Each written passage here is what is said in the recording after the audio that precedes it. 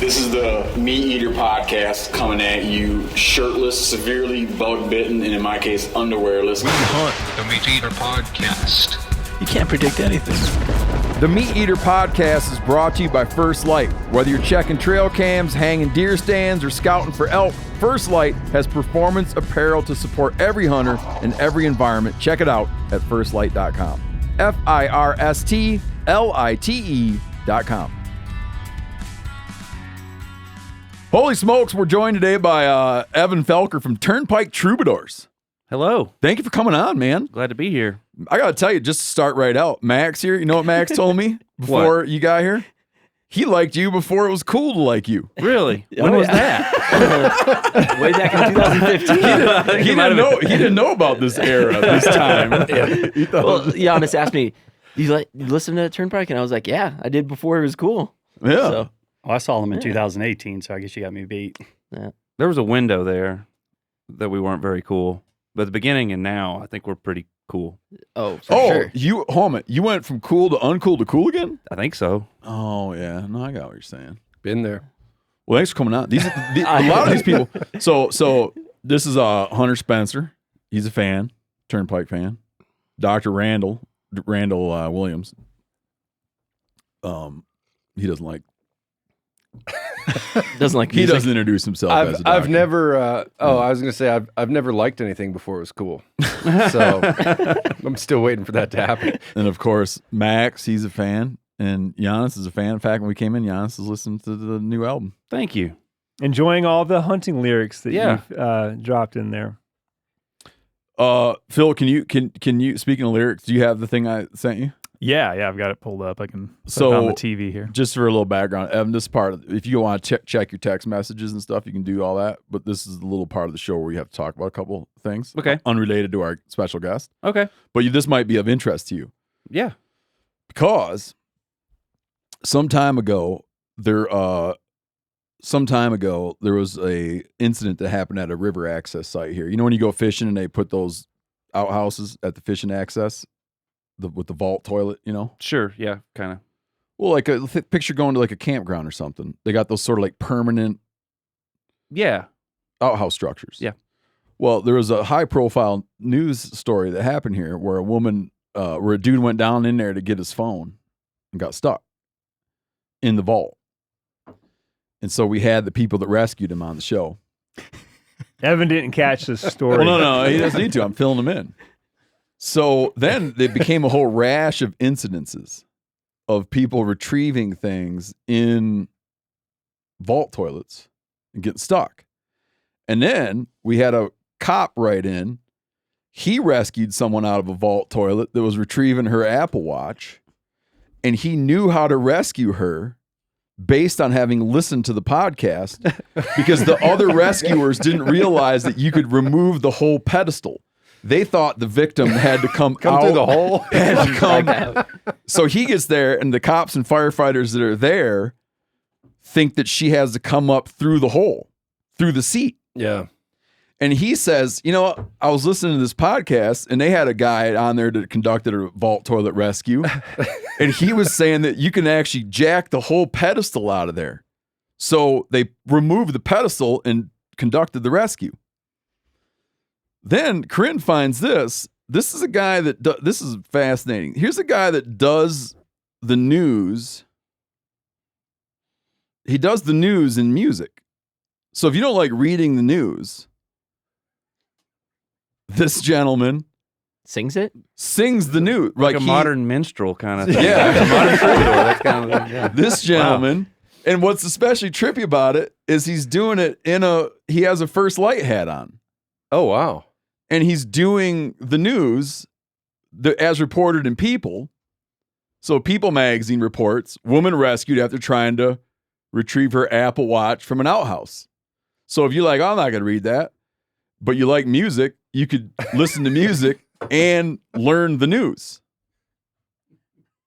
Can you play this, Phil? Yeah, sure. This is amazing.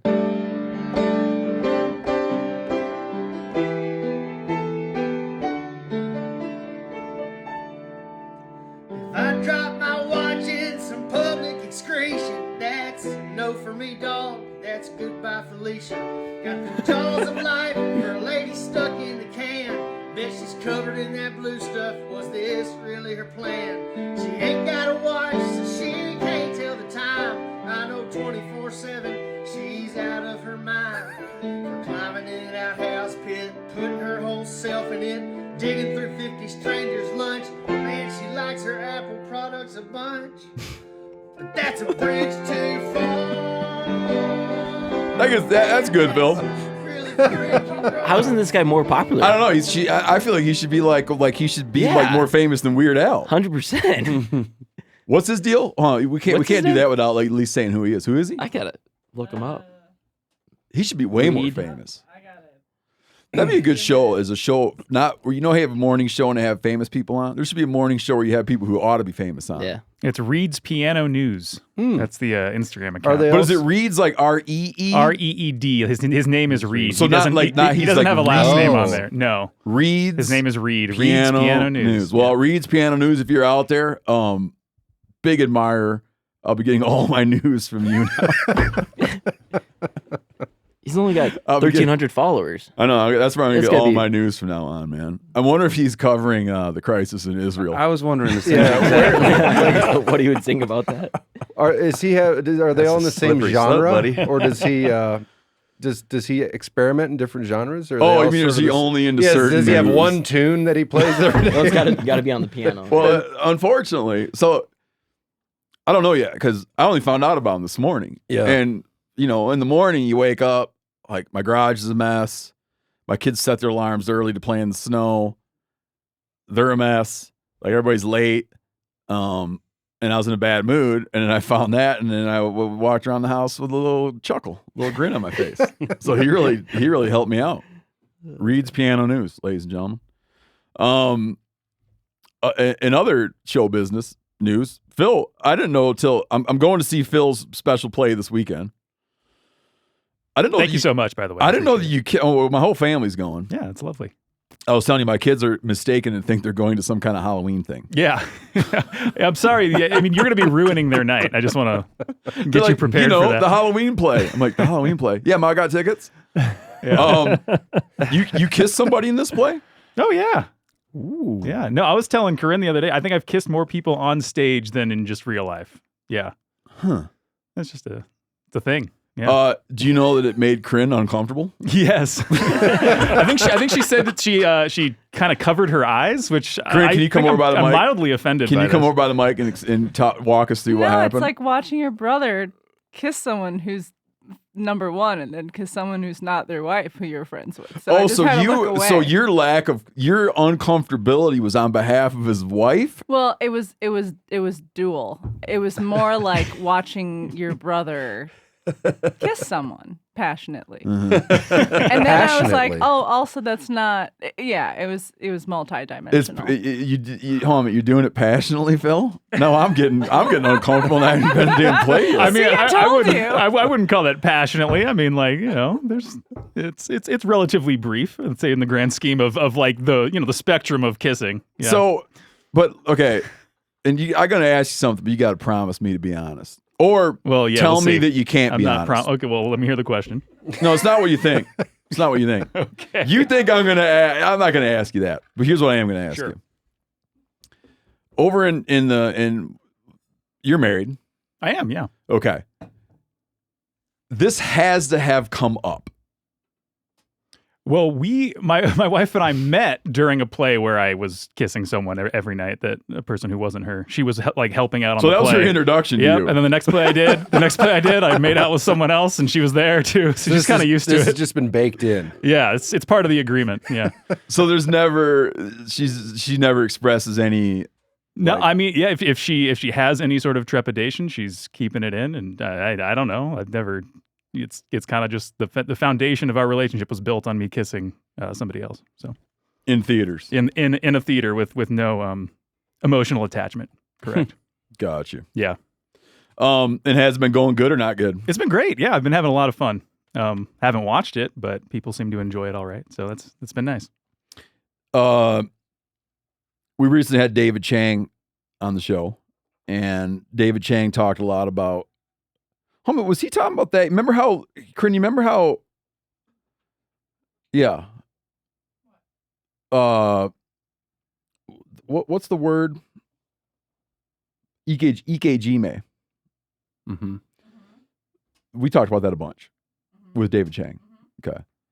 EKG, if you missed the episode with Chef David Chang, EKG is this practice where it's a way of dispatching of fish. And a lot of fishmongers and high-end restaurants will require their anglers to do this. And it's that so imagine you catch fish. You right away sever the fish's, like imagine that you're cutting off its caudal fin. Who can tell me what a caudal fin is? Tail. Imagine you're cutting his tail off. And you cut his tail, you cut through the backbone, the end of the spine of the fish, bend it back so you now have opened up the spinal cord. And then they'll take a brass rod, a copper rod. Remember doing this with Helen Cho? I wasn't there for that, but we've talked a lot about it with her. You weren't there? Mm-mm. This is I don't have it as bad anymore, but Yanni and I used to not do anything apart. So when everything that happened to me, I assumed he was there. Yeah, that was a brief moment of MeatEater pre-Janis. Really? That long ago? Anyhow, you then take this wire and run this wire through its spinal cord. And it alters how the fish goes through rigor mortis. I was observing to him that I had seen this done in South America with a giant river turtle. Because when you kill a turtle, if you chop a snapping turtle's head off, he'll flex up. And when I was a kid, I remember like my old man would chop a turtle's head off and then hang it by its tail until it relaxed, and then you'd clean it. But these guys took that turtle, flop, and then took a long skewer and down the back. That's not the noise it made. Down, and this turtle just melted. And then they could promptly clean it. But this guy was listening to this conversation with David Chang and says there's a dish called yin yang fish. Corinne, are you familiar? Never. See, Corinne's only half Chinese, so she doesn't know half the Chinese Right, stuff. exactly. This is part of my lack of knowledge. This is the half you don't know about China. Never seen this before. It was invented in Taiwan. This is a brutal dish, man. It was invented in Taiwan, but has since gained popularity in China. Vin yang fish means dead alive fish. And it's that you're processing, but then also frying.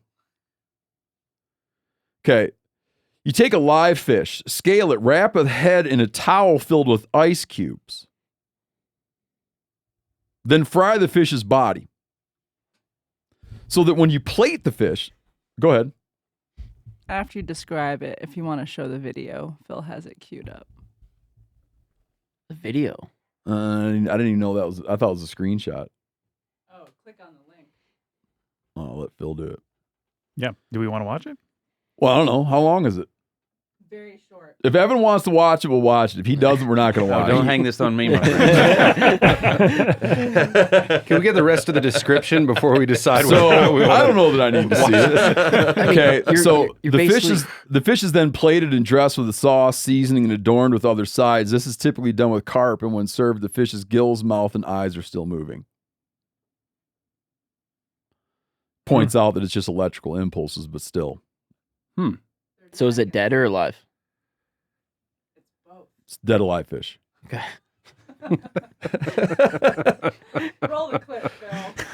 Okay. Are you gonna play the clip? Oh, well, all right, well, let's watch it. We don't have to. No, I want to see it. Ready, set, go. Okay, he's scaling it with a cleaver, which I respect. It's still He's scored it. Still alive. It's a carp, still alive. Scored it.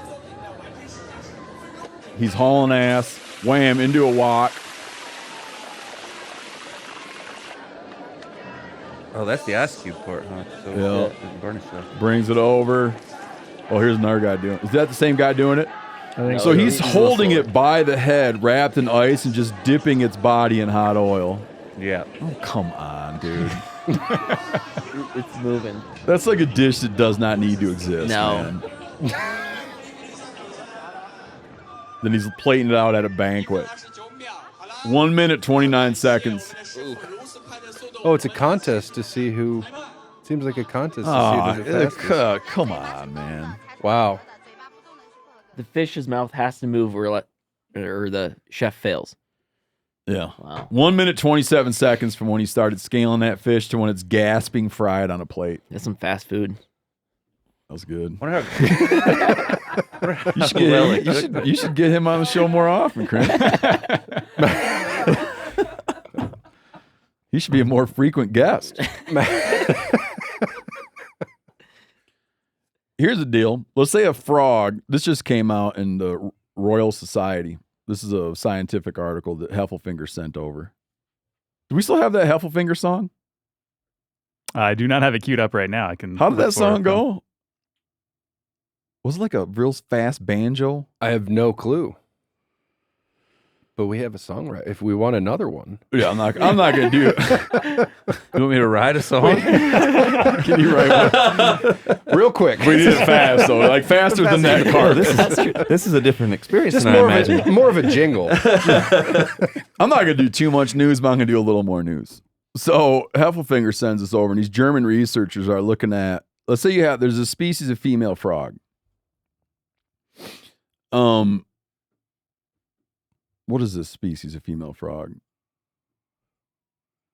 Heffelfinger calls it ménage-à-frog.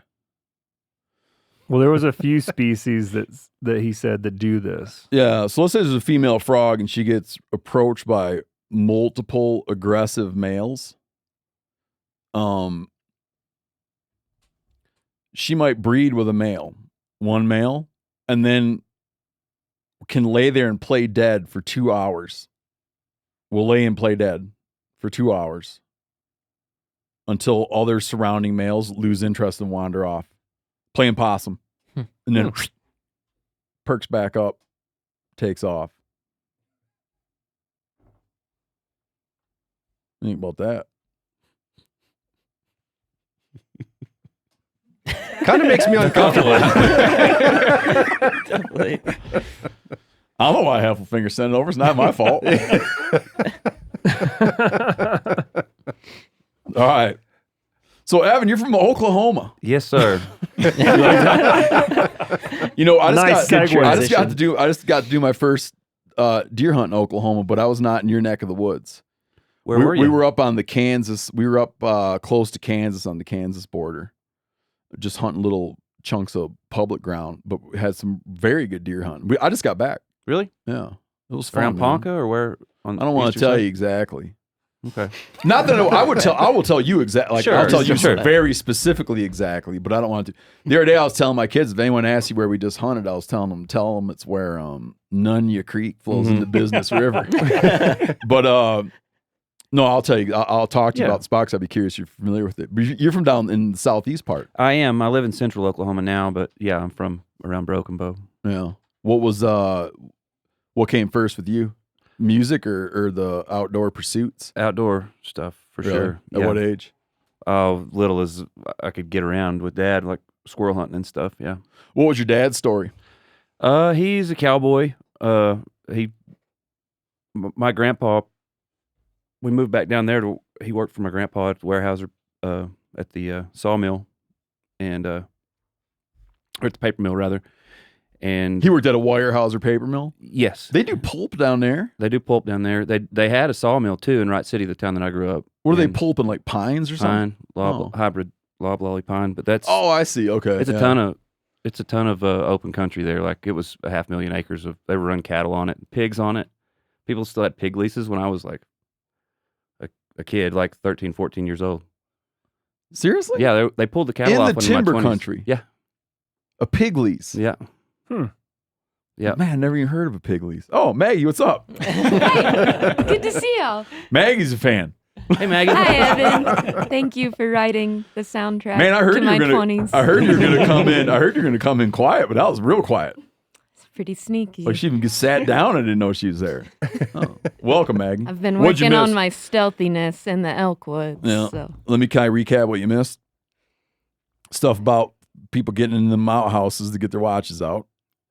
again, Stuff about frogs that I don't even want to get into. And then about eating live carp. I saw that. Yeah, David Chang sent that over, huh? Okay, yeah. That's so that's what you missed. Now Well, we're I'm getting happy in. to be here. Now we're Are you wearing one of those First Light Stormy Kromers? I am wearing one of those First Light Stormy Kromers. I'm a little jealous right I now. couldn't help myself. Do you know? It's Do you a ever hear? sharp-looking hat, huh? Do you know Janis' orange Stormy Kromer story? No. So Yanni had a blaze orange Stormy Kromer, but it was like he had it so long that you tell it, Yanni, what the game warden said. Well, it had spent a lot of time sitting on my dash in my truck because it's a warm hat. You know, when you're not in the field, I usually take my hats off and put on the dash. And I'd actually pulled in behind the warden. He was just off the side of the road doing something. I forget. if Like he you was- were pulling the warden over. Not really. I just went by to say hi, and we were chatting. And he looked at my hat and he goes, "You know, you might be time for a new Stormy Kromer because you're not quite blaze orange anymore." You know, You're kind of a But light. Stormy Kromer is really cool about that. Twice, it's just a thing with that like color and dyeing that wool that color that they're aware of it, and like every time they're like, "Oh yeah, no problem." They send me a new one. I've had a couple, not Stormy Kromers, but orange blaze hats bleach out on my dashboard. It's funny. I've never really experienced that, but I'm like very cognizant of it now. When I take off my blaze hats and stuff, I don't put them up there. Can I see that hat real quick? Shit. I told that story recently, twice actually, and both times people were very. So that's the First Light Stormy Kromer? It's a nice hat. Dude, it's way nice. It's pretty cool. You familiar with Stormy Kromer? Oh yeah. People were mad that the warden was That's a nice spending one. time busting my chops about the faded blaze as opposed to doing doing his other, job. other more warden things. Upset that he was talking to a hunter and establishing a rapport. Yeah. So anyways, from there, Maggie, we went to Growing Up in Oklahoma. And we just are finding out. Were you here to find out there's such a thing as a pig lease? I was here. Not anymore, but at the time. Yeah, 'Cause I want way to make late. sure. I want to make sure everybody's getting this. So, because I might even have a little bit wrong. So, Weyerhaeuser I don't know if they still are, but Weyerhaeuser at a time was one of the biggest private landowners in the one of the biggest. I think it's international paper now. I think they sold it. They bought it from Derek's way back in the 60s or something. Okay, so they had these big tracks, and they would raise loblolly. Yeah, they had pine, and then it had hardwood on it. Okay, that they eventually cleared a lot of, but it's a lot of pine trees still. And people would run, so they're raising that, but there's grass underneath it, and people would run Enough cattle to on run it? some rough cattle in, and then I guess they ran hogs, and there's still feral hogs there now. But when they ran hogs like that, did they have to put out hog wire? Or are they really just running like they were loose free, hogs? They were free hogs, but they ate them and stuff. So like these people had for years had lived on them, so they'd go and mark them each year and like catch them with dogs and like. But Are you it was like working serious? their livestock, yeah. But then they got rid of them because they're obviously not great for anything. Yeah, I got it. Yeah. I'm not a fan. Just but, faking. Yeah. So tell me more. So your old man, he did mill work, but also did cattle work. Mm-hmm. And we moved back down there when I was a kid, and so I mean, it was just this huge piece of Oklahoma that's all, the sort of the Ouachita Mountains and all that stuff on the Arkansas border, and a lot of deer and a lot of squirrel hunting and a few quail and turkeys and anything. Quail's gone now, though, huh? There's still a few. Are you seeing them? Yeah. And then your old man introduced you to, but he wasn't a musician. No. Yeah. No. But you had an aunt or who? I have an uncle that Yeah. plays. He played in some rock and roll bands and stuff, and definitely was an influence to pick up a guitar. He was pretty. But he was a rock and roll guy. Yeah. like a bar rock and roll guy, or Like cover band guy. heavily influenced by Nirvana rock and roll, like, Huh. and then like Hold later on, you on. had an uncle that was heavily influenced. Oh yeah, yeah, like pretty neat. He's a really neat guy. He was in the Marines for a really long time, and then he moved to Seattle and stuff after the Nirvana stuff was going on and like Because played of that? there. I think so. Yeah, I'd have to ask him, but I would assume. Wow. Does he still play? Yeah, he still plays. He plays gigs in Tulsa and stuff still. Oh, seriously? Yeah. Oh, wow. How did like what was your dad's hunting program? You know, I mean, was he fanatical? He is hunting right now, or is getting ready for muzzleload season right now. And I'll tell you, this is really funny. He's still down there. So he lives in central Oklahoma, and he still travels welding and stuff. So he just got off of a job, and we're doing fall work on a set of cows, and he's, oh man, I want to get horseback. I want to go do this stuff. So, but after muzzleload season, you know, and so like we did all this stuff, and he's down at we have an old bus body down on the Glover River, and he's down there camping, like where they've been camping forever. Hold on, you have a what? It's an old bus. Oh, you literally said bus body. Yeah. Oh, okay. Yeah. I thought that was meant something other than a bus body. No, it's just like a bluebird. I got you. It's like you keep it as a camper. Yeah. Yeah. Yeah, they've been keeping it up for years. So, but you have a cattle ranch now. I do. But that's not a property you grew up on. No, I moved back there. So I went down to Southeast Texas for a while. I had some friends down there that farmed rice, and there's a lot of cowboying and stuff down there. And we duck hunted a lot. Like that's teal central and alligators, and you know, it's just this cool part of the U.S. And so I really got heavy into like day work and cowboying and learning about that kind of stuff. And at what age? Like 35. Okay. How old are you now? 39. Oh, okay. So yeah, I just got obsessed with it, and that's what I like. Yeah. But you were exposed to it when you were young. I knew a little bit about it all, you know, and I'd been doing it my whole life, but not to a very serious degree, you know. So who was the friends you were down hanging out with? So it's a guy named Justin Jenkins, who it's got an old family farm down there. They raise a lot of rice, and that's what the ducks are on? Yeah. Okay. Yeah, blue wing teal like crazy. And it was just like the first time everybody I hung out with was like really great at calling in ducks and training dogs, and you know, it was waterfowl central and really a cool place to be. Did you bring your old man down there to hunt? I haven't yet. No, it's like 8 or 9 hours from home, so you know we hadn't made it. We've tried to, but we haven't yet. How old are your kids? I have a 2-year-old and a 1-year-old. Oh, yeah, not quite old enough. No, no, my little girl she's almost old enough to go with me dove hunting, but yeah. So when I was saying down there, I mean like down there, like in that state. But so you then got into that and then got a ranch, and now you're actually spending time doing that. The second time, when we found out we were going to have our second kid, we decided to move back to Oklahoma because I was a long way from all of our family and everything. And then, so you guys had moved all the way to Texas. I got you now. So when you were saying you're hanging out down there, you were living there. I was living there. I got you now. Okay.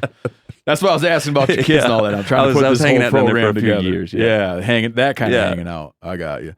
So when you got into that and went back and started doing your own deal. And I'm bad at it. I'm not good at it. Turns out it's hard. Is your objective to make money or just to have it just because you can raise your kids around it? The second one mostly, but it's got to be somewhat solvent, you know, or else you just lose a lot of money. Yeah. So what sort of operation is it? It's just a cow calf operation. We run some yearlings, plant some wheat, but yeah, just raising calves every year. Do you have to irrigate for wheat? We don't. No, not yet. And then when you do the cow calf deal, you keep your own cows over the winter and feed them. Yes. Yeah, lots of feeding. I got a buddy that moved down to help me, and he helps me out with the feeding and stuff when I travel still too. So. Oh, that's what I was curious about. Yeah, so he runs things for me. What's the like? How much time do you spend on that? And how much time you spend on music? So all of my time when I'm home is like that and the kids, and then when I'm gone, you know. So you write when you're gone? Yeah, if I or I set aside time for it. Huh.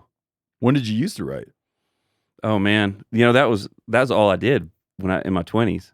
Like when I was just hung over, laying around the house or whatever. I didn't have bigger aspirations. I wanted to like write songs and play music. Do you remember? You remember that John Prine album that he had? It was all that live stuff. Mhm. It's like a big double album he had. It was all live stuff. But he was talking about once he went to Nashville. He's talking about how he'd always written, like you're saying, just whenever. And he moved, and he tells his story. And he went to Nashville, and he had an appointment to write a song at 10 a.m. on a Monday morning. Yeah, it's just how like strange it felt to him to be like, okay, at 10 on Monday, we will write a song. Different approach to the craft. Yeah, I don't do that, but like I take a pretty organic approach to it and try to keep inspired ideas like written down and have some stuff to work off of when I do get time to fool with it. I was Corinne was showing me this thing, an interview you'd done where you were talking about one of your muses or an influence being those old tunes by Johnny Horton. Yeah, Jimmy Driftwood stuff, and but Johnny I Horton. didn't know until I read that. I didn't know I didn't know that he was doing someone else's stuff. Yeah. Well, nobody does, but I always say that because it's kind of neat because he wrote like Tennessee Stud and like all these other songs too. But hey, Phil, can you cue up real quick Battle of New Orleans? Just so people know what we're talking about. Yeah, give me a sec. I just want people to know what we're talking about. I had no idea that Johnny Horton is playing the music of Jimmy Driftwood. Yeah. Like just, it's so nerdy. Phil's got to grab. No, but I love that stuff Yeah. growing up, man. Did he do Ballad of Green Berets? I don't know about that one. Hey, we're the Green Berets. It's always weird because I always thought Doc Watson was Tennessee Stud. Yeah, But I guess he the kinda best version popularized of it Yeah. is the one with Vassar Clements and him on that. Yeah, Right. on Will the Circle Be Unbroken. So here's what we're talking about. Stone Cold Badass. That's good, Phil. Thank you. Okay. I just wanted to give people a little taste. I've tried to turn my kids onto this stuff. It just doesn't click, man. Like the American brain, it's just different now, man. I don't know what happened to it. I don't know why, but those story songs always seemed really cool to me. I mean, I knew it was like love hokey them. or whatever, and I never got past it. Well, then because he puts in these kind of like real lucid details, like it winds up being like it's a legit story. Yeah, and that's kind of his greatest hit. Yeah, but I think can you see? Did he do Ballad of the Green Berets? You're doing Well, great. Phil, you don't know. So now Phil's saying he doesn't know Ballad of the Green Berets. I don't know. Phil, you're doing great. Thanks, Randall. It doesn't look like it, no. So I don't know if you remember, but you explained this in an interview. But talk about who John Barry Sadler and Robin Moore wrote Ballad of the Green Berets. Yeah, but did he perform it? Oh, now you're asking who performed Yeah, because it? I'm only just now finding out that he's not the writer. What's his name? Johnny Horton? What's Jimmy Driftwood? No, Horton. Johnny Horton? I didn't know Johnny Horton didn't write this stuff. He was kind of like almost an Elvis contemporary or something, like a singer like that wound up doing these sort of country songs. Sergeant Barry Sadler. He's saying He's saying, I feel like, well, if I had some better people who are better at internet searches, we'd find out if this is true or not. Randall probably figured that stuff out. I'm computerless. You don't have it. unfortunately. No, I'm good. So I'm a PC guy. Big PC guy. Either way, you got influenced by like you kind of like you like that story. Yeah, like stuff. Marty Robbins, and I remember that one being a big one. But that was all sort of the same, feel the same thing for me. Feel the same slot. And you got into like the story, trying to write those kind of things because it's not easy. No, and then you doing dialogue within a song. Yes, which. Like, well, people will tell you not to do. A lot of people do. Yeah, a lot of people say they don't do dialogue. Don't quote incorrect people in songs. Or bad songwriting. Explain how cool it. Really? Explain how dialogue would be in a song. I do it like think of one of your songs that has dialogue in it and how you deliver it. I mean, Like basically, Dan says, "Hell of a shot" or something like that, like in the Bird Hunters. Yeah, you're just trying to sneak it in and change the narrator quick enough so it doesn't sound like an insane person is the narrator. It's like, And that's it never occurred to me that's tricky or frowned upon. But then I was trying to think in my head, like, you don't hear people say that often. They don't quote a thing that often. Yeah, I'm wondering what some other red flags in songwriting are that would have never occurred to me. Yeah. Do you have a list? Do you keep a pot? Do you keep a list in your wallet? This explains why my act has never gone anywhere. There's not like a don't do this list you keep in your wallet. When you're I need one probably, but no, I don't.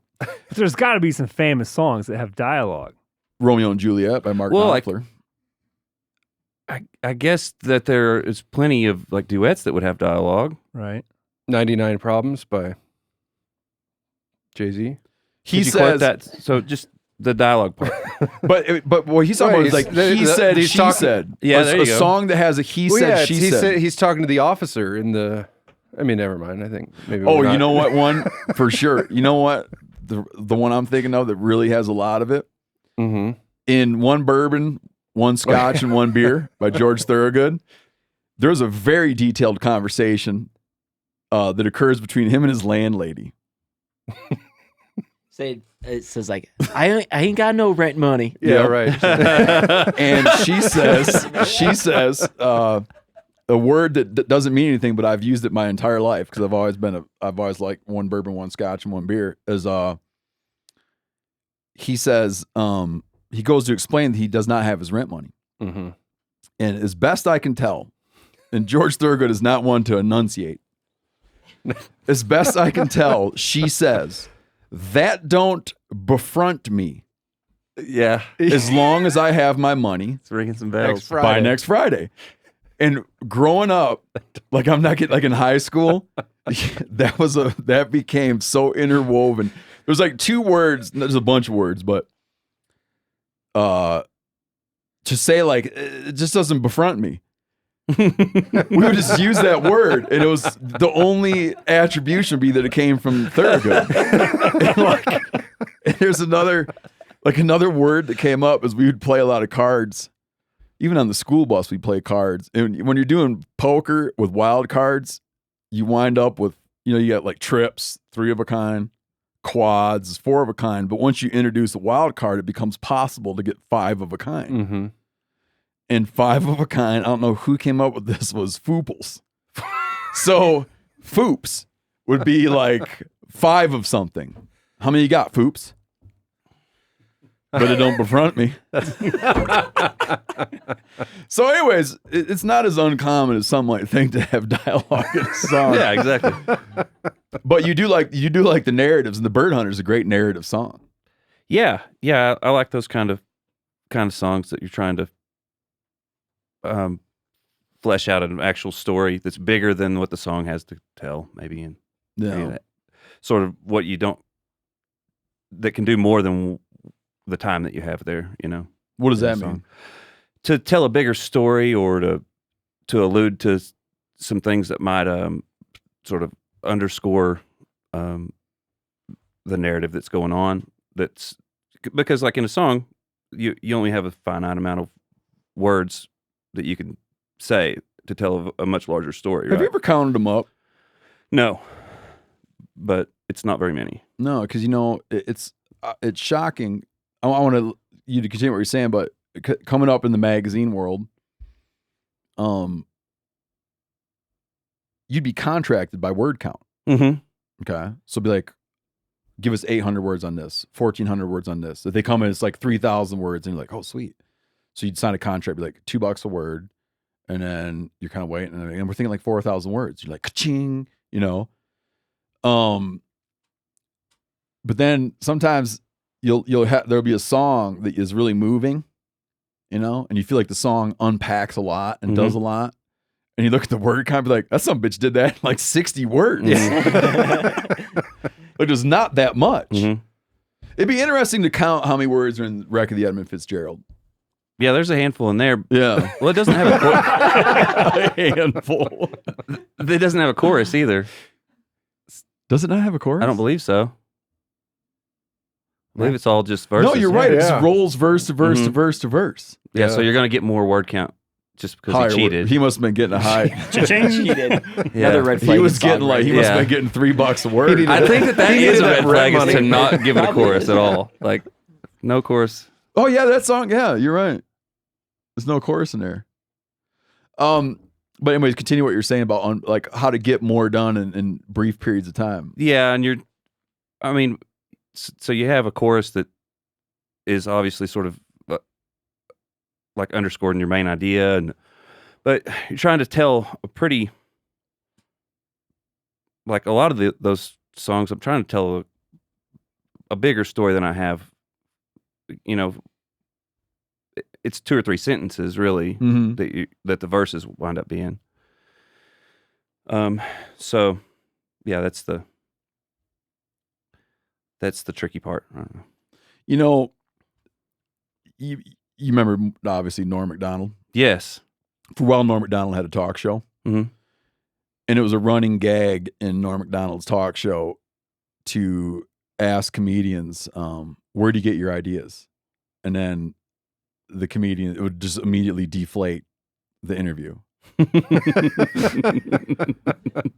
it's like a sin to say that to somebody. So I'm trying not to say, "Where do you get your ideas?" I'm recognizing that that's a sin, but I'm trying to get at that. So I'm trying to offer up like, our buddy Callahan, who's not here. He's like, the Bird Hunters is the greatest hunt. He thinks it's better than Country Boy Can't Survive and Fred Bear. No. Steve. Evan, I heard you mention in an interview once that a lot of your ideas for songs come from this time before you had cell phones. Yeah, I and kind this, of like, put it in that technology. time period when I was like, well, I didn't get a cell phone until I was like 19. So it was a long time. Because you weren't allowed one or just didn't get one? I just don't think I got one. I don't know. It was another place.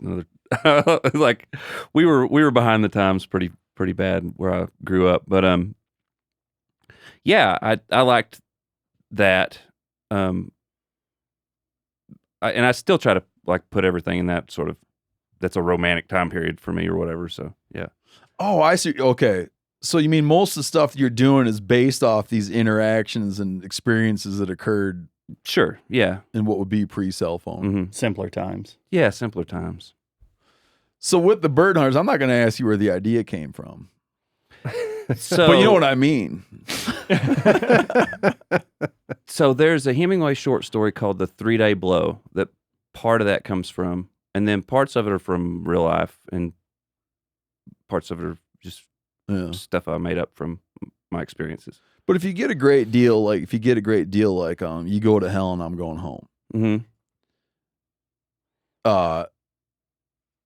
I would picture that I would be sitting there and I would overhear someone, I'd be like in a parking lot, and I'd overhear someone say, you go to hell, I'm going home.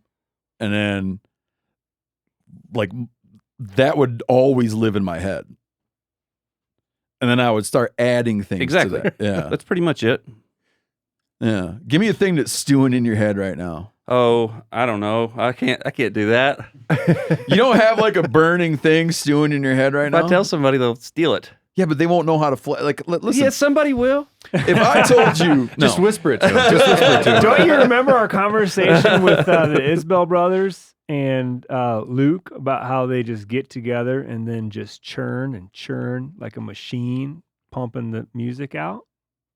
That's all it takes. Yeah, but is I don't think that two you could words. take Yeah, one of those. same... Yeah, if those guys get a hold of this stuff, gold. I think I'm going to get a piece of it. See, I actually got him on here right now. He's like, he wanted me to Well, record. I imagine that cowboying is ripe. Oh Yeah, it can be definitely in Southeast Texas. There's a lot of it's easy for it to be silly though. You know, you got to watch out. Like I don't want to sound like dialogue. Isn't right now current Evan's life just constantly giving you ideas? of- Central Oklahoma does not offer up a lot of ideas all the time. No, it's not as many as you'd think. You want me to give you a shitload of ideas right now? Sure.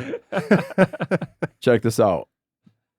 This is like, I don't know if you know, Corinne's a really good producer. I don't doubt it at all. Listen to this. So this is like so unfunny. There's a very unfunny thing that happened. I'm going to give you a bunch of song ideas in a minute here.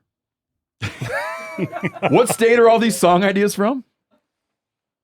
The family that has all the sayings? Oh, I think that's Georgia. I think. Okay, I was trying to come up with an old time saying, and I'll just tell you, it's so stupid. But I was observing how if you send your kids out to pick pole beans, and they'll be like, how many? I'll be like, all of them. And they'll come in and I got them all. And you go out and they definitely did not get them all. And then you send your visiting friend out and she'll say, I got them all. And you go out and be like, she didn't get them all. And I came up with this saying. It's an old saying, but I just invented it. And this is taking off like wildfire. A fresh set of eyes will always find more beans. Now, a guy wrote in that an anapodoton, there's a word, anapodoton. An anapodoton is a rhetorical device in which a thought is intentionally expressed incompletely. Because you know that people know the other half. So when someone says, when in Rome, that is a anapodoton. I gotcha. Yeah. Birds of a feather. Yeah, you're engaging somebody to fill in blanks. So they're part of the storytelling. What do you say? Different strokes. Those are all anapodotons. This is good stuff. So you could use this as a way to no, this get isn't the song. This isn't the shit for your song. No, I like this part. Oh, right now. Phil, cut this out. Or make it that if Dan and Reed Isbell listen, somehow it can't come. Yeah, I'll find their IP address. We'll block it. It can't come to their IP address. A guy's like, because you're saying is, he's pointing out that it's kind of dorky, but a fresh set of eyes. Yeah, that works. You're good. Fresh set of eyes. But it's also just so literal at that point. Yeah. It is. It gets mighty literal. Yeah, because they're like, there's not much beans. Yeah, like the beans is what makes it sort of funny to apply it to a fresh situation. But if you just find a deer that's been out there that no one's seen, and you just say a fresh set of eyes, there's nothing really to fit in. People have written in dozens of variations. More eyes on the vine leaves less behind. More beans you will find with a fresh set of eyes. It just what do you doesn't think work. about these rhymes? Well, here's the thing. So this guy wrote in and he goes, I got a lot of old fashioned sayings that our family invented. And these were the songs are lying. Let me know if anyone's heard these before. That's a damn thin shingle that ain't got two sides. Nope. Imagine that's a good one. A shingle. Your shingles on your roof have gotten so thin. It doesn't have two sides. It's so thin it doesn't even have two sides anymore. It's your little red wagon. Sorry. It's your little red wagon. You can push it or pull it. Haven't heard it. Nope. Okay. Well, I wear a Keep 9, going. but a 9.5 felt so good. I got a 10. Nope. Well, it's bigger than a butter bean, and you eat those one at a time. I think you started with the better ones. Yeah. If Junior is fishing in a mud puddle with a broomstick, don't call him stupid until you ask how many he has caught. I like that one. I could picture that being a song. It's kind of a long saying. Yeah. None of this is grabbing you. You're gonna need some. We need to get instead of take up having a lot instead of- of having You have to put a Evan chorus on- to that. instead of having Evan Felker on, we should have got that damn guy Reed from the news. No, he could have made a song. he'd do He'd it all. He'd have 15 songs written. I fear, No. I fear we might be setting your songwriting back a few weeks with this. I don't know. Yeah, He's pretty good. We're gunking up the works here. yeah, it's like actually counterproductive. Got this Reed guy churning out stuff. It takes me a year to do an album. 6 years, whatever. Do you feel you guys done 5 albums? We have. Yeah. And you did an album that wasn't really an album. Yeah, we did one kind of in a garage in Durant, Oklahoma that didn't sound, the sound quality was not Because you guys were touring but didn't have anything to sell. Yeah, we were playing bars and stuff like right around like really crappy bars in Oklahoma. Originals though.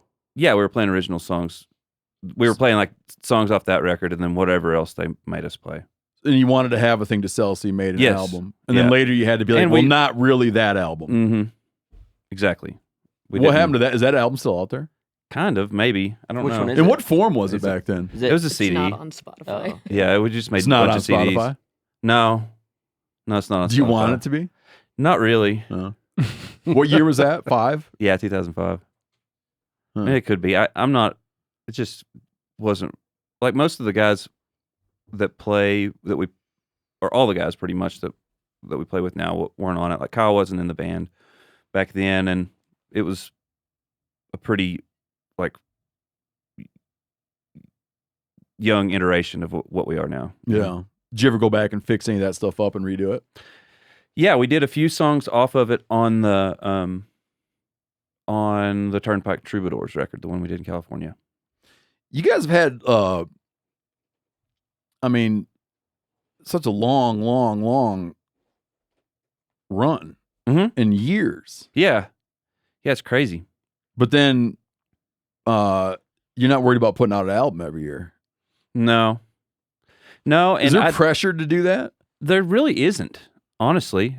I mean, it for a while there we were touring so much, and then stepped away from all of it for X amount of time. And it was still like 5 years and some change was the longest we've gone putting out a record, you know. And whatever, 2.5, 3 of it we weren't even playing or thinking about playing. Yeah. So, you know. But no, there's not any pressure, but I do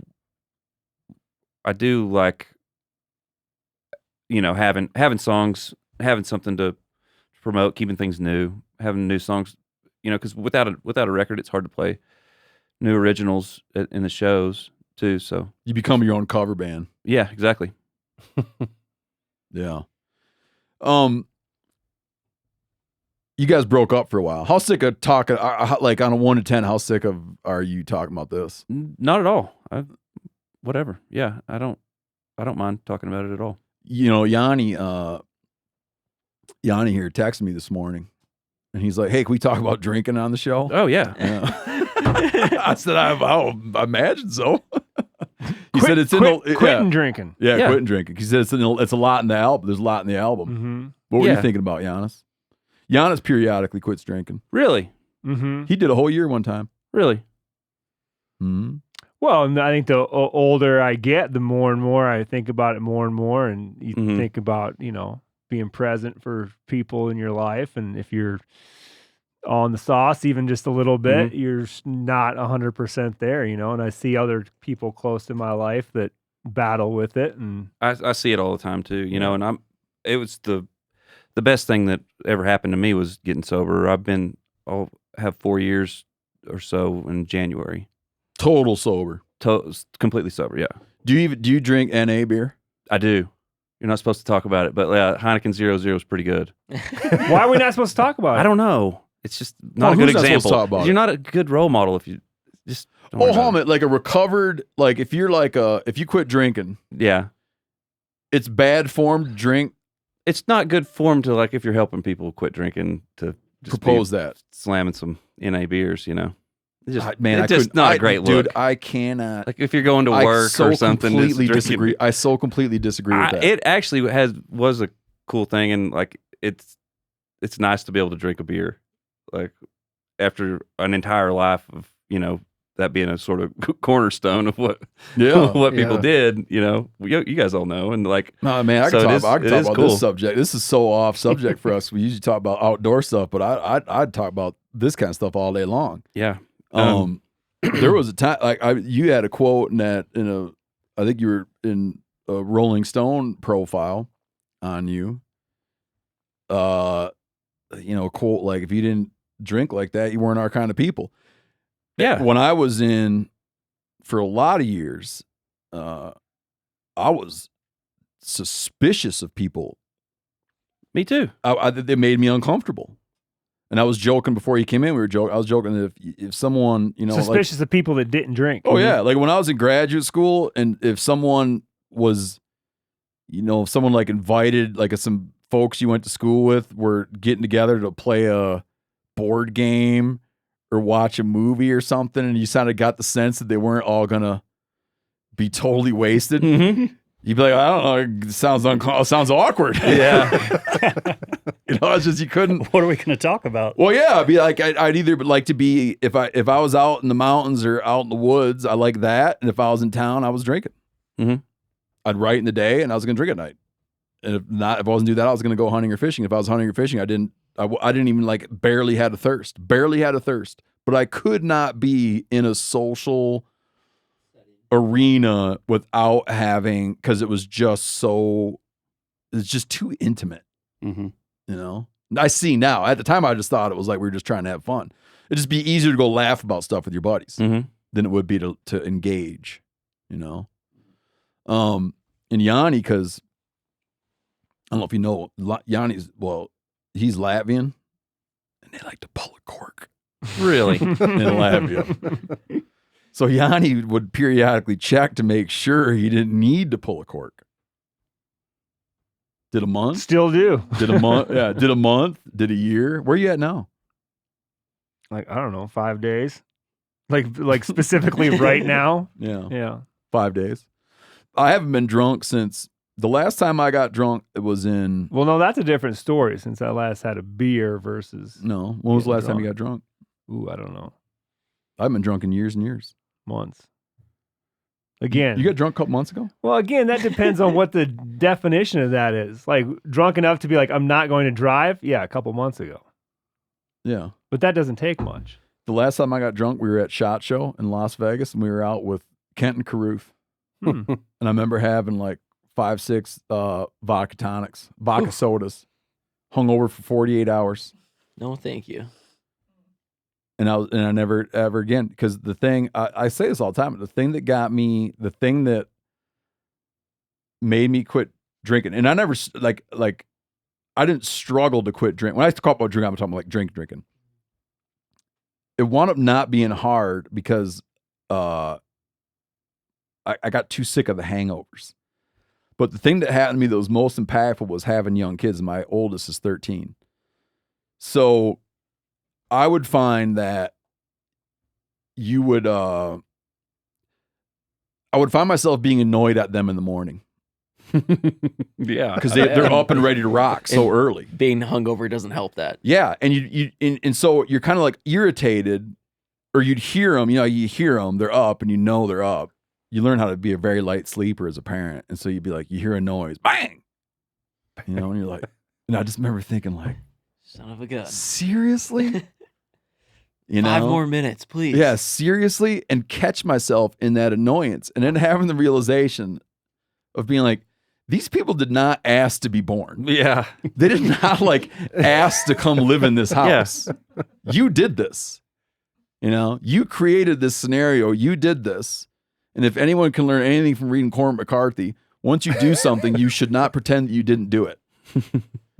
And that little bit of guilt about just not being ready to rock in the morning, it was the thing that like ultimately did it. And I've gotten to the point now I just don't. But in terms of just to return to the NA beer thing. Yeah. If you're out at an event and people around you are drinking and you just go up and get water or whatever, you're aware, like something in your brain is aware that you're not. Yep. But I have found if you get an NA beer and put really spicy Bloody Mary mix in it, about a 1-to-4 ratio, spicy Bloody Mary mix 1 part, 3 parts NA beer, you think, because there's a burn, the spice, there's the fizz of the beer and the spice of the thing, and there's a burn in the back of your throat that makes your brain think that you're like social. Do you know what I'm saying? Yeah, if I'm doing that, I can like converse. Your brain's starting to tell you everything's going to be okay. Yeah, and I'm like, oh yeah, I'm. It shuts off. And then all of a sudden, there I am talking to some guy I don't know, and I'm like, well, actually, I was born in Michigan. Yeah, all this shit. Oh, you're from Tulsa? Do you know Bob? All that kind of shit, and there I am talking to some guy I don't know very well. It's funny. Which you don't like doing. Not a ton. I like talking to him. I don't know him. Evan. But So I'm surprised about it that the NA thing is regarded as not positive. It depended on who you were talking to, but it's just so close to the line for some people that it would be easy to step over it. And you know what I mean? There's certain people at certain parts of their sobriety that it's not a very strong thing, you know? And I so understand. They're on the knife's edge. It's good to set a better example. So this is my buddy Jimmy Dorn's radio bar is just messing with you that I got this bar shirt on. Mm-hmm. No, I don't care. You're like, where exactly is that bar? Yeah, I go to plenty of bars. What? How old were you? Did you start drinking real young? Yeah, pretty young, like probably 15 or so. That was how it was. When you grew up. It's just we didn't. Where I grew up, we didn't. There wasn't. Not that there wasn't. Drugs were not. Alcohol was the thing. Yeah, pretty much for us too. Yeah, in high school and stuff, it was like I'm sure there was. There's probably stuff I didn't know about. For the most part, where I grew up, we would develop in our community. We would develop very serious drinkers by 17, 18 years old. We would develop daily drinkers by 17, 18 years old. Of the guys I graduated high school with, there were a number that were daily drinkers at that age. And then buddies of mine now are like, man, it's just not, it's like, it's edibles and stuff now. It's like a lot of weed now, but it's not like that in those rural areas anymore, you know? But I don't know. Starting young. Yeah, everybody drank all day. It was not uncommon for people I know to drink beer all day and work and stuff. A lot of it, I guess it was probably their days off that I was around them, you know, probably my days off too. But it seems so much like a lot of day drinking. Would you have probably not even gotten into music if it wasn't for drinking though? Because they go hand in hand, man. I don't know. Probably not. Maybe not. I mean, I wouldn't take for anything I wouldn't do it again, but I wouldn't take for it. I'm really happy with where I'm at. But yeah, I think that partying and stuff like that would have had a big impact on me playing.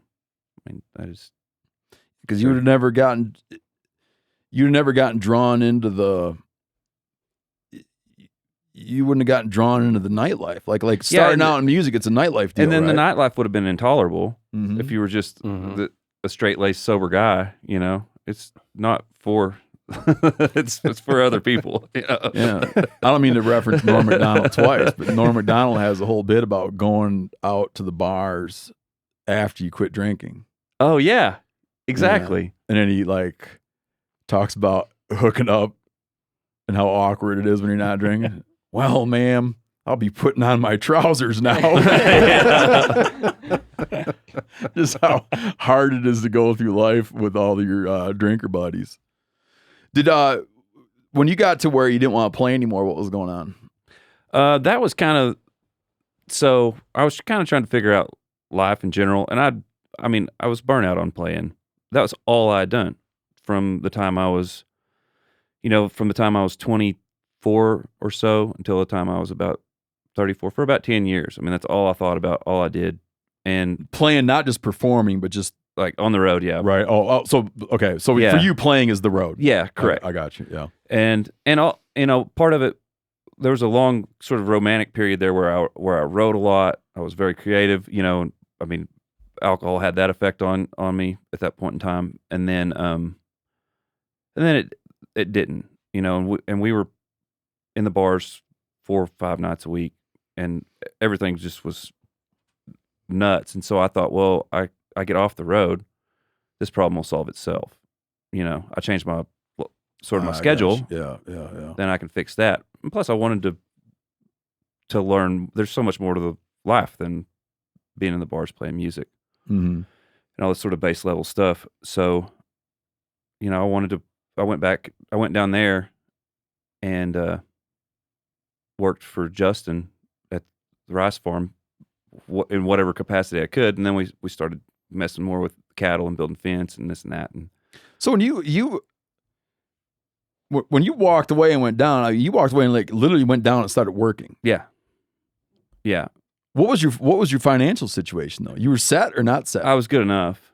I didn't have a lot of bills, so yeah, I was good enough. I didn't have kids at that point in time, and so I was good. Just out. Yeah. And you guys like deleted all your social media stuff and everything? I think. I don't know. I You wasn't did. part of that. You did. Yeah, I guess so. And then what happened down there? Then I realized that I wasn't drinking too much because I was on the road. I was drinking too much because You were drinking too because much. I was an alcoholic. Oddly enough. Got it. Yeah. So yeah. it wasn't the bars after all. No, they certainly had their hand in it, but it was time to make another big change. And so once I realized that I couldn't, control that, I had a buddy of mine, like somebody that I look up to, a bronc rider guy, and he was the first person that I'd ever known that actually went to like any kind of treatment Mm-hmm. and had success in that, and like his life just immediately got better, and like he was a happy dude and was better at everything that he did. And so he said, "Hey, I got a spot for you. Like you ought to just go to this place where I went." And I went and did a 90-day deal and changed my life. And was that 90-day deal just donezo? Like you walk in the door and you're not going to drink? Yep. Did you sit out in the parking lot for a minute? No. You just walked right in. Yep. And And you stay there? Mhm.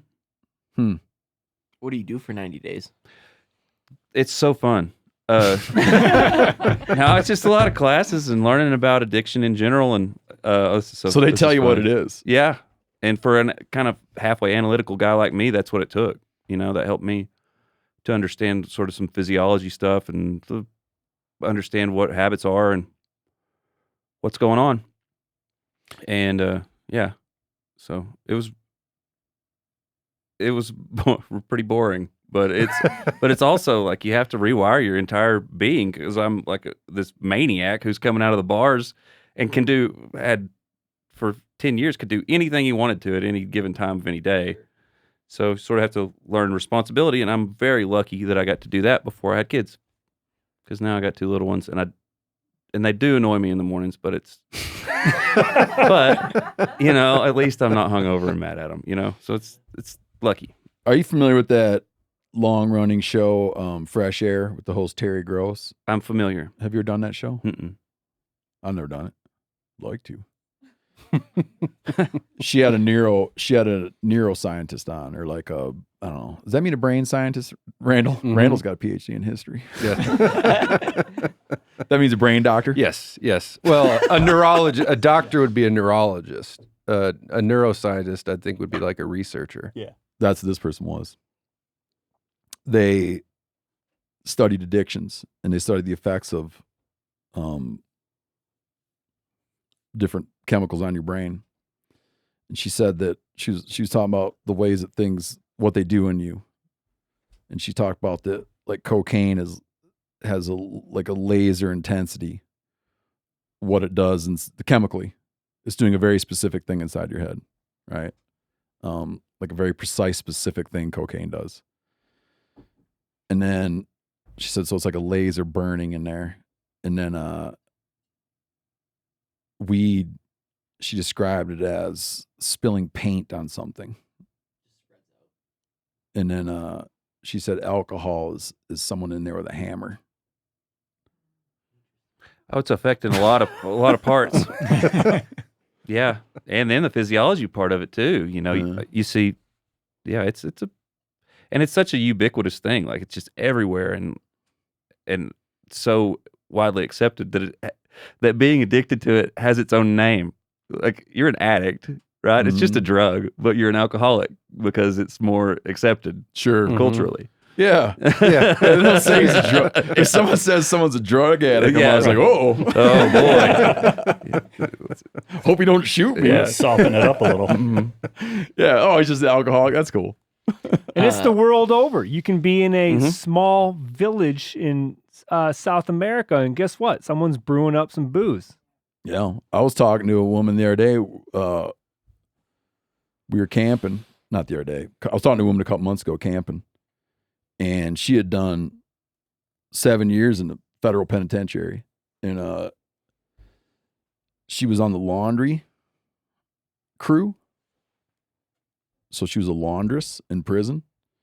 And they would get fruit juice from the cafeteria and they were able to put, they'd get these, I don't know what they were using for containers, but they found out how to put that fruit juice by the dryer vent, because that dryer's running around the clock and it's real warm. To ferment it.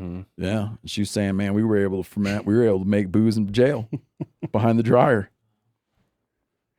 Wow. It's like, you need some booze bad, dude. You know? Evan, what was your drink of choice back then? I drank beer. Yeah. I drink Mexican beer a lot of the time, but for years it was just cheap beer, whatever, like Keystone or whatever. Did you have to relearn how to come up with stuff? Oh yeah, everything. I had to learn a lot because like so much of your developmental life, you were relying on alcohol. You think about drinking from the time you're 15 on, and how much you actually develop physically and mentally with that chemical kicking around in your body. You know, this person I'm talking about, this neuroscientist. Can you hold your thought? Yes. That's the other thing that really surprised me is when if you start really boozing hard if you start boozing before 18, your whole mental map is different. Because if you think of little kids, like you're still trying to establish, not kids, whatever the hell, high schoolers, your brain is still trying to establish a baseline, right? Of all this hormonal activity and like how much of this to produce and how much of that to produce. And you're throwing that thing so out of whack at a developmental phase that you create an abnormal normal. Your normal of like what it feels to run at normal is built on that pedestal. And so people, if you look at like later, you look at alcoholism rates, when you start drinking as a teenager, you're creating a much greater likelihood of being a drunk later in life because you've set yourself up for it. She was talking about, there are very few, you can't find cases of people who don't drink and start drinking at 40 and become an alcoholic. Yeah. It don't happen. Yeah.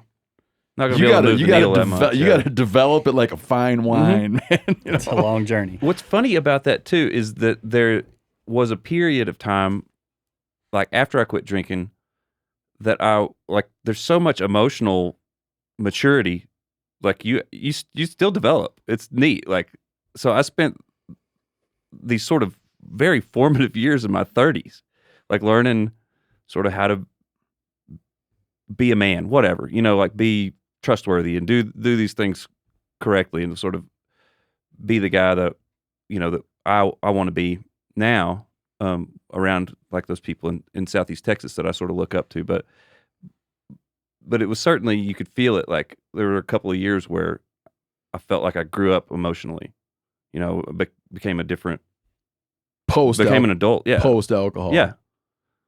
It's so strange. So you rated your trustworthiness and found it to be low? Oh, sure. Yeah. Yeah, I guess so. I mean, I was like now if I say I'm going to do something, I typically, unless something falls apart, I do it. Even if it's something small. But back then I didn't care, When might show up, I might not.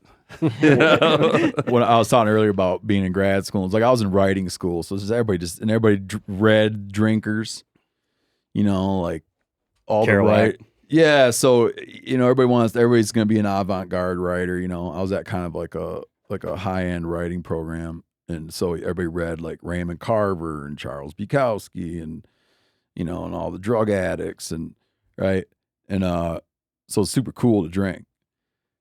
And you talk about like the trustworthiness. It used to be a running joke, man. At 1 a.m. in the bar, everybody was going ice fishing in the morning.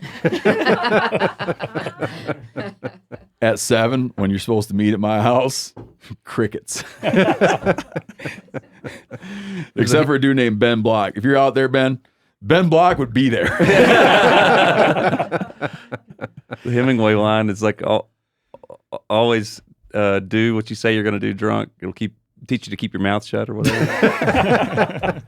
This dude, Ben, he was a painter, and he didn't grow up doing any kind of serious outdoor stuff, but I took him out ice fishing. He's a really good painter. And I took him out ice fishing. We pulled a big northern up, through a hole in the ice. And he said it was like watching the lake give birth. Good analogy. Oh, buddy. I like that guy. What another observation, because I want to get back into what it's like to write tunes when you got to do it totally differently. But the thing I miss, my wife talks about it too, is how funny everything was. Mm-hmm. Stuff's just not funny like that anymore. Yeah, but there is funny stuff like that out there. You just have to pursue it. So like, oh, tell me where to find that. Well, I can, but you know, like the average stuff is not as fun, but it's stuff that you don't need to be doing anyway. You know, like sitting around on a tailgate bullshitting with people that you half know or whatever. Like, yeah, like that's not funny. That's not good, necessarily good company, and not good use of your time, right? Okay. You know? But I do like you've had some good belly laughs, like on these big like hunting trips that you go on with your buddies or whatever. Like, that's real. Yeah. Yeah, not as many. I get it. But so when you how did you get back into writing though? I set a deadline, and I said I'd do it because I knew I wasn't. Because now you're trustworthy, anyways. Yeah, I told him I'd do it. Sadly enough, that's how it went.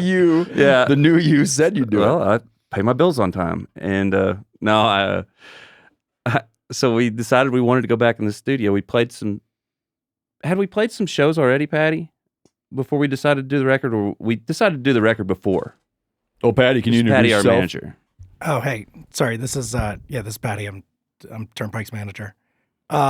We had set out that we were gonna record, but we were gonna do some shows before we recorded. Got it. And you had to do like in the beginning of the Blues Brothers movie, you had to get the band back together. Yeah, it's exactly like that. So you had to go around. Which one came and first? Find them where they were. Yeah, I found them wherever they were. Assembled my crew. Yeah. No, we were all ready to. We'd stayed pretty close, and so we just set some dates, and I just did what I could, and just hammered at it until something felt good, felt like I could be proud of it. Maybe. So you had like I gotta do 12 or whatever the hell it is. Yeah, and I just got as many as I could, but I'm in doing that, kind of learned how to do it again, and learned what I like and what I'm after. Was it something that you missed after a while of being away from it? Like it built up that you hadn't scratched this creative itch? I mean, you're obviously focused on other things, but like after a certain period of time away from it, like you felt like you had to go back to it, or what was that sort of relationship with the craft like? Like, I think if I'd known it was off the table forever, I would have missed it. Mm-hmm. But, no, it always felt like I'd come back to it. So, and there's certain aspects of it that are really, really neat, like that connection with a big audience like that, and singing together with like that many people at once is very, very interesting. I mean, it's I can't imagine. Yeah, it's such a like neat moment to get to have. But you does it with those kind of numbers though, it probably loses it's not as when you're with a ton of people, the awkwardness probably goes away because there's nothing super like if we made you sing a song in here, for instance. I'd be very scared. But you wouldn't be when it's thousands of people. No, not as much. No, it's not as.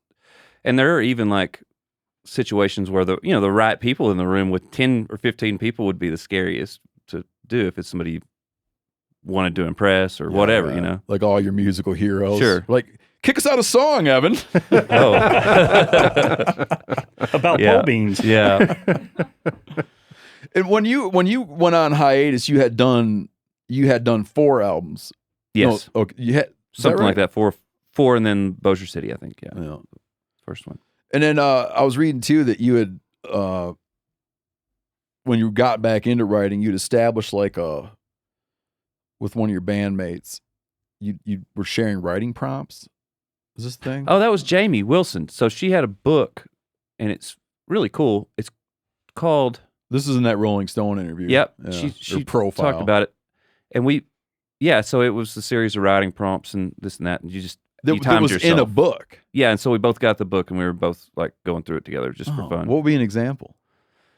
Oh, man, I'd have to. It's been a couple of years, but I think one of them was just like write for 10 seconds, or not write for 10 seconds, but like write for 60 seconds on this subject in whatever way you can. And it was just like cyclist. And so, you write a story. Oh, so that's what you guys are and doing. that's where we were. That's one example, you know. When I read it, I took it to be that that you guys would send each other prompts that you'd come up with to build on something. We were kind of going so it was like a writing exercise. But that helped you get back into it. Yeah, it did. Honestly, it's. I want to go back through that book. It's pretty neat. So where are things at? Where are things at now? I mean, are you do you picture that you want to do music for 20 more years, or I mean, yeah, you do. Yeah, like you'll do it as long as you can do it. Yeah. How was it? I grew up, listening to my dad's Waylon records, and then by default, I came into the Shooter era.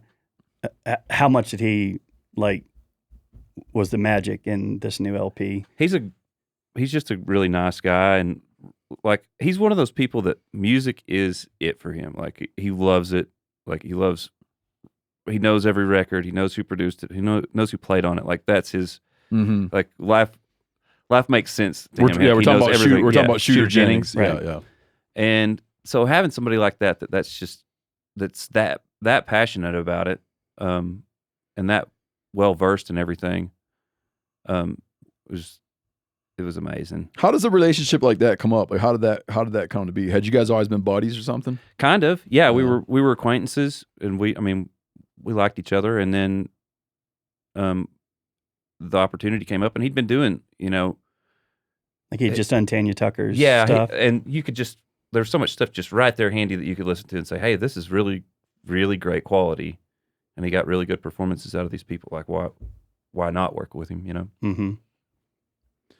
And what's your next project going to be? I don't know. We'll just do another studio album probably. Are you baking on that yet? Trying to, but nothing major. Fresh set eyes, always buy more beans. That is not bad. It'll probably wind up in one of them. Sure is dusty down here in Oklahoma. Yeah. But I do have a question on that. You mentioned earlier that you'd be wary maybe of like the cowboy genre a little bit because it'd be so easy to be hokey. Mm-hmm. And I feel like throwing in some hunting stuff into your tunes could probably have some of those same pitfalls. Like, are you mindful of that as you're writing? It could. Yeah, you have to be like. Yeah, it could come across as silly or like I'm forcing something, but like bird hunting's such a thing for me. Like it's something that I fell in love with like pretty naturally, and I quit. So I coon hunted for a long time, and I got tired of being out late, so I sort of just traded that for a pointer. Did you train your own dogs? Yeah. What'd you have, walkers? You ever out in the woods running into a guy named Clay Newcomb? I don't know. You guys were border mates. He was right across in the Arkansas. Oh, really? Yeah, in the Ouachita. But he was in the Ouachitas, yeah. You might have heard his hounds across state lines. Oh, probably. You might have chased the same coon. Probably. Did you have walkers or blue ticks? I had both, and I want to say I had a red tick dog or two. I never had any real good ones. We ran a lot of deer. We were out late a lot. And we also drank a lot of beer. Yeah. I was out. Weren't quite sure whose place you were on some of the times, probably. But it was most of it was public. So Okay. Oh yeah, because you guys had warehouse. You guys had a lot of pub. Okay, I see. Yeah. So we had plenty of places to go. But yeah, it was just. Now, would you ever throw in a coonhound reference? Probably subtle. I did on this record. Yeah.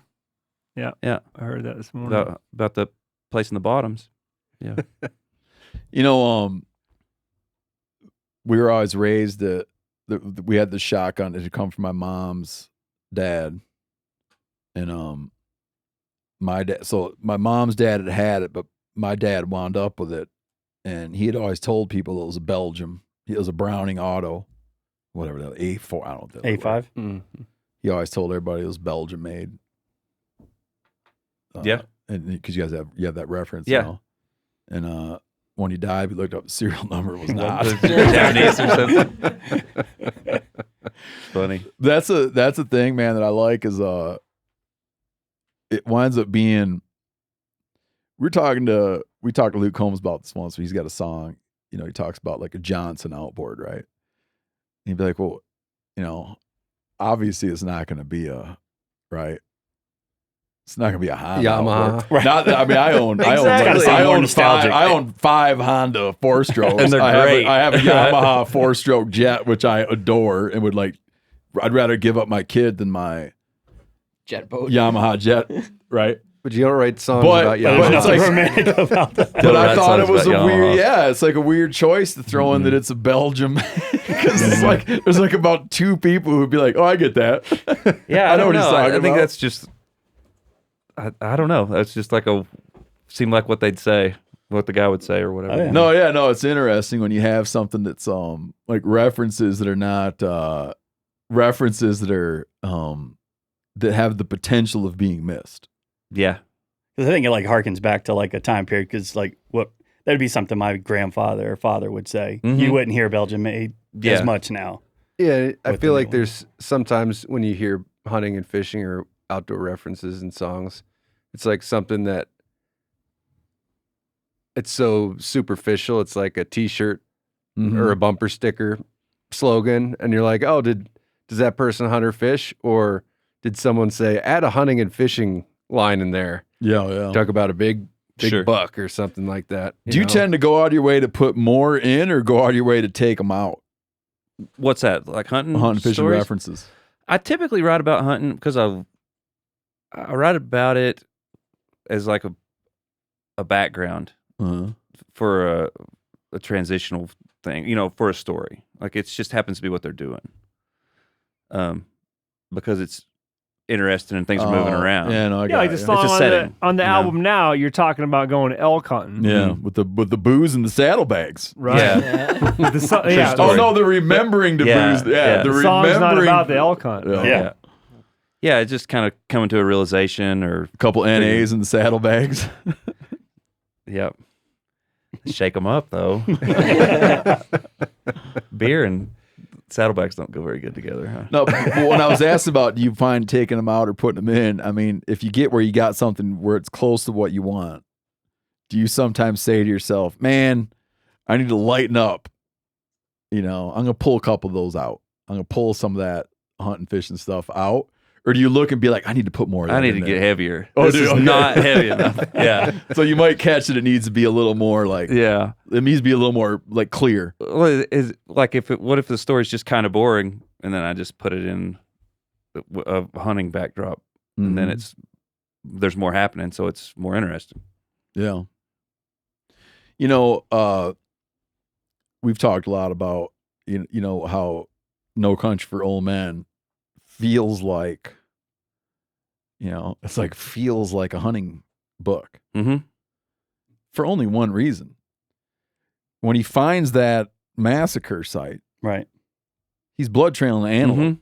He completely forgets about the blood trail. Yep. There's no reference to it. We actually, Spencer Newhart did a little work on it, and he was almost certainly poaching. There's no way he would have drawn that tag. But either way, it's just like he had to be doing a thing when he finds the money, you know. And he's like, I don't know, I'll have him. I guess what would make sense? He was hunting, but it like burns in your head, like that first scene, and then for somehow like it carries with it that it's like this thing about hunting. And you look at it, and you're like, well, no, it's just like you said. I needed to have them doing a thing.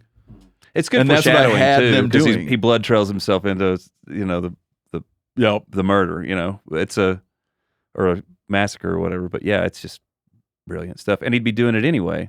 Our like that Llewellyn characters, you know, he's going to be out doing something, staying away from the house, right? Yeah, it's a good. He's not out picking daisies. The story would have felt very different if he found money on the way to work. You know? He's driving down the road. Had a job that he really likes. Yeah. And he worked hard for it. So what do you guys got? What's your tour situation right now? It's we We play quite a bit. I mean, we're just staying steady throughout the year now. We take some weekends I'm off. inviting you to plug something specific if you feel like it. We have a show in Oklahoma in January. I think that we are. Yeah, 2 or 3 nights. Yeah, Isabel's playing with us, and Charles Wesley Godwin. Mm-hmm. Not till January. That's in January. Is that part of a big tour or what? Oh yeah, we're playing in Florida this weekend. Oh, okay. So Next there's that. Man, I don't know. You got Knoxville November 16th, which I was gonna go, and you guys. But need I got to a come hunting to tag. that. I got to try to fill. You're not going? No, I'm gonna try to get this mule deer. So if you see an empty seat out there, it's that fella. So you're not on you don't have upcoming right now or anything, a very scheduled 5 night a week.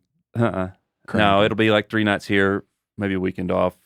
Could be 4 or 5 nights, but it's all pretty haphazard. Yeah. How many will you want? Like, if in the next calendar year, what would be your guess of how many shows you'll do? Oh, I don't know. 50 or something? 55? Close enough. That's a lot, though. Yeah, it's plenty. Yeah.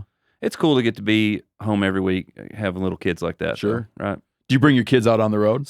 Sometimes. Now that we have 2, it's been trickier. So, but not like out on the road. Like sometimes Stacy brings them to see us or whatever. Yeah. They don't come out. I don't like. They're not on the bus. You'll bring your family on the bus. Yeah. No, we got a big crew, and yeah, you'd almost have to have your own setup for that. Mm-hmm. Did Corinne talk to you about playing something? She maybe did. I don't know. Well, I brought a guitar, so you don't mind doing it. No, I don't think so. But it'll be awkward for you because it's so intimate in here. Probably. Intimate and warm. Yeah, it's getting warmer. Yeah, but it's got to be hot in a lot of them concert halls. Oh yeah, it is sometimes. Yeah. What are you gonna play? I don't know. I thought I might play Bird Hunters. Yeah, do that. Okay. People would like Wonderful. that. Well, Cal would like it. Oh, he's gonna be bummed. Well, how do we set this all up, Phil? Phil's probably gonna want to do some little thing. Well, yeah. If Hunter, if we can just get Yep. like a mic kind of relatively close to his guitar, and then he can sing into that one. If we can angle that one down. And while we're filling time here, has anyone here seen Killers of the Flower Moon yet?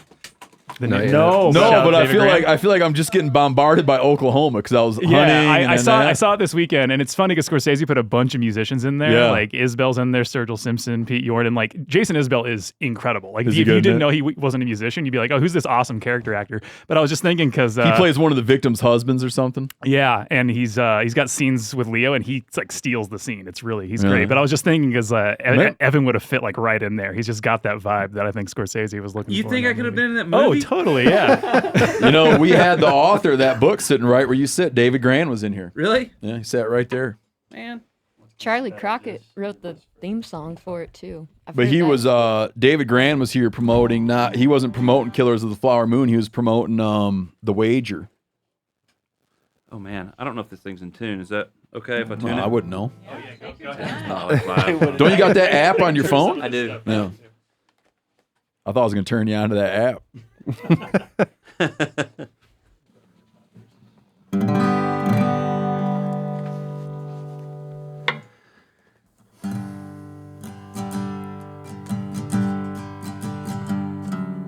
Covey took wing, the shotguns singing, a pointing dog down the old logging road. And Danny got 3 and looked back grinning. I fumbled around and tried to reload. The country was cold with the sun westward sinking.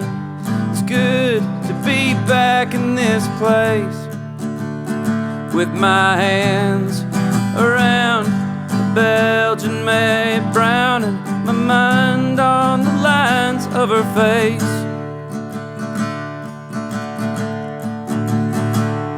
How good does it feel? You belong in these hills. It's best that you let it all in.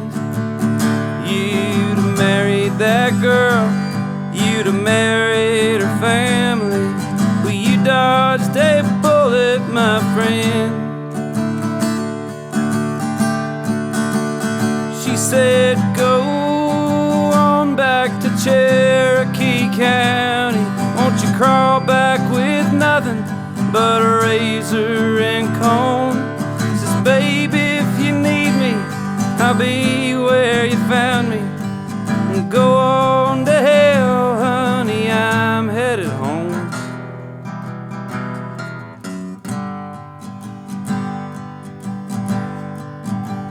Dan says, look at old Jim, a dozen Decembers behind him, no worse for the wear. Your time spent in Tulsa did not help your shooting. Now look at the gray in your hair. How good does it feel? You belong in these hills. It's best that you let it all in. You'd have married that girl, you'd have married her family, but you dodged a bullet, my friend. She said, go on back to Cherokee County. Won't you crawl back with nothing but a razor and comb? Says, baby, if you need me, I'll be where you found me. Go on to hell, honey, I'm headed home.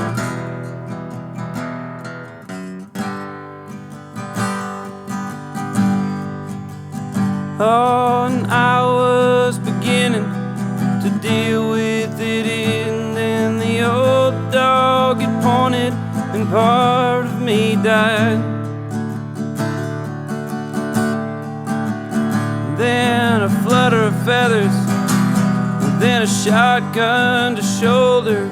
I thought of the 4th of July. She'll be home on the 4th of July. Bet we dance on the 4th of July.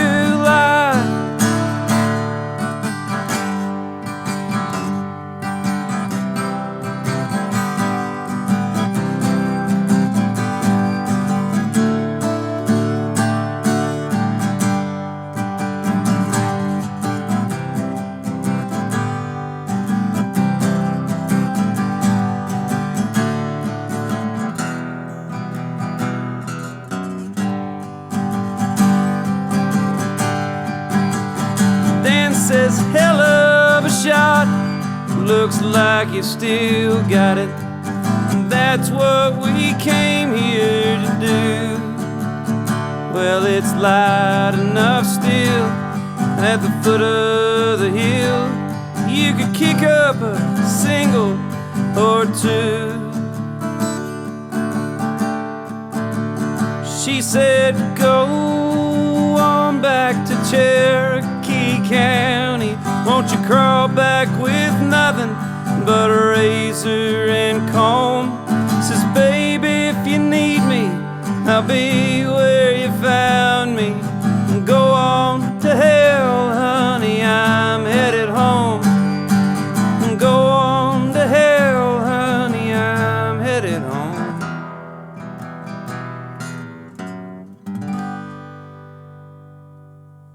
All right, man.